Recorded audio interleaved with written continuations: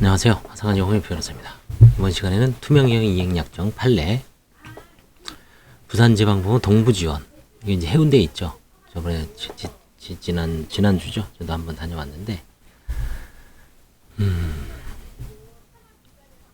3월 25일 날 난 판결입니다. 피고들이 연대의 원고에게 3억 5,700만원 지급하라. 이게 아마 피고들이 연대하에 난 걸 보니까 투명경 이행약정 위반에 따라서 연대보증 채무가 인정된 것 같습니다. 그렇죠? 그러니까 대표이사가 진 거죠. 기초사실은 뭐 거의 비슷하죠. 회사에 대출을 해주고 그 회사가 보증서를 갖고 은행으로부터 대출 받을 때 보증약정을 체결하고 이 보증약정에 기하여 이제 보증서를 발급하였고, 그 다음에 피고회사가 은행으로부터 할 때 대표이사가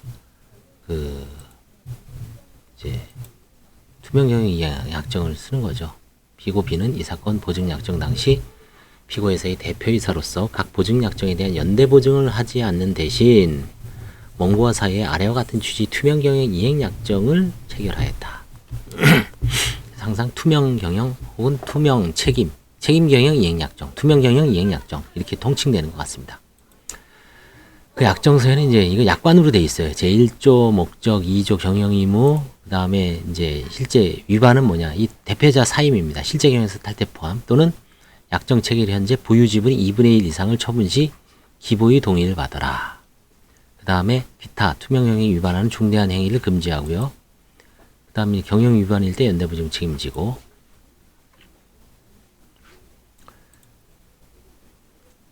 그래서 이제 이 사건에서 피고 B는 2019년 5월 29일 대표직을 사임해버린 겁니다. 이후 피고회사는 10월 1일 연체로 인한 보증사고로 발생시켰고, 이제 뭐 3억 5,600만원 대입 변제했고, 이거 이제 남아있는 거죠.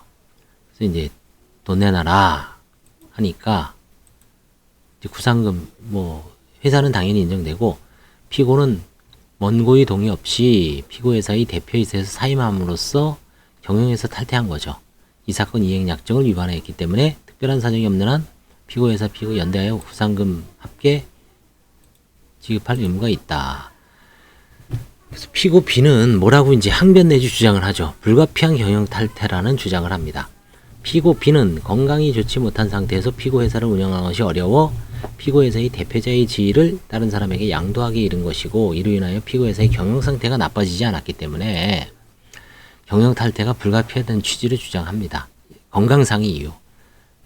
그러나 이 사건 이행약정에 따르면 투명 책임 경영을 약정한 자가 대표이사직을 수행할 수 없는 경우에는 원고에게 통지하고 경영에서 탈퇴하는 것이 가능함에도 이와 같은 절차를 이행하지 아니한 이상 피고 B의 경영 탈퇴가 불가피했다는 취지 중 받아들일 수 없다. 그렇죠? 뭐 아주 목숨이 위태로운 사항이 아니라면 모를까? 그럼 뭐 대표이사 탈퇴하면서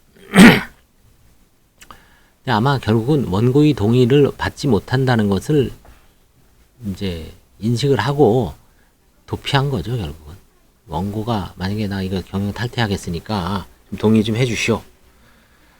그런 게 이제 찌도 안 먹힐 것 같으니까 그냥 무단으로 탈퇴를 하고 나중에 건강상의 핑계를 댄 게 아닌가 싶습니다. 그 다음에 이제 약관규제법 위반 주장. 이거 참 편일적으로 이거 투명경영 이해 약정의 1조부터 이제 조항은 다 약정 약관입니다. 그래서 무조건 연대보증 책임을 발생시키는 것은 신의 성질에 반해 공정성을 잃은 약관조는 약관법 위반이다. 뭐 이런 천편일조 주장하고, 하지만 이거는 이제 뭐 다 기각하죠. 말도 안 된다. 너네 다 뭐 수령했음 들었음이라고 다 자필 사인해놓고 나중에 소송에서 딴소리 하는 거죠. 듣기 싫답니다. 이거 법원에서는 이런 주장은 받아들이지 않는 것 같아요. 거의. 아니 자기네가 아쉬울 때는, 그쵸? 매덕을 신보 기보한테 빼먹을 때는, 대출 받을 때는 와서 살살거리면서 다 모든 걸 듣겠습니다, 수령합니다, 뭐 이행 약정하겠다 해놓고 이제 실컷 쓰고 나중에 이제 갚으라 그랬을 때는 연대보증 책임지기 싫어서 뭐 설명을 들은 적 없다, 이거는 뭐 신의 성실에 반한다, 뭐 이런 엉뚱한 주장을 하는 거죠. 다 자필 사인 해놓고. 뭐 은행이나 신보가 그렇게 만만합니까? 다 그 자필 사인하고 수령함. 요즘은 그 일부러 글씨를 쓰게 하죠. 뭐 증권회사에서도 그렇고 대출 받을 때도 그렇고 다 쓰게 합니다. 나중에 딴소리 하지 못하게. 그냥 설명 제대로 못 들었다. 녹음도 할 겁니다, 아마. 그쵸? 캐피탈이나 이런 데서 다 녹음하죠. 하도 딴소리 많이 하니까, 그쵸? 나중에. 책임을 진 상황에서는 사람이라는 게 오리발이라든가 이런 게 뭐 본능이라고 봐야 돼요, 사실은. 누구나 다 그렇습니다, 사실은. 지위고하를 막론하고 다만 정도의 차이가 있고, 이제 움직일 수 없는 사실에 의해서, 증거에 의해서 뭐 책임을 인정할 때는 뭐 결과론적으로 책임을 인정하는 경우가 있지만, 일단 처음에는 뭔가 회피하고 싶고 도피하고 싶고 오리발 내밀고 싶은 게 인지상정이라고는 할 수는 있죠. 기업을 경영했는데 최선을 다했는데 회사가 무너져서 회사가 쓴 자금을 개인이 연대보증 쓴다는 게, 그래서 연대보증 제도가 폐지됐음에도 불구하고 사실상 연대보증 제도가 투명경영 이행약정이라는 형태로 잔존된다고 봐야죠. 다만 투명경영 이행약정은 이제 용도의 사용을 금지하고요, 대출금에. 그 다음에 경영에서 탈퇴 시 원고의 동의를 받아라. 원고의 동의를. 왜 함부로 쓸데없이 그냥 일방적으로 사임을 하고 일방적으로 주식 같은 거 다 넘기고 손 떼고 나서 당연히 그거는 연대보증 책임이 발생하는 거죠.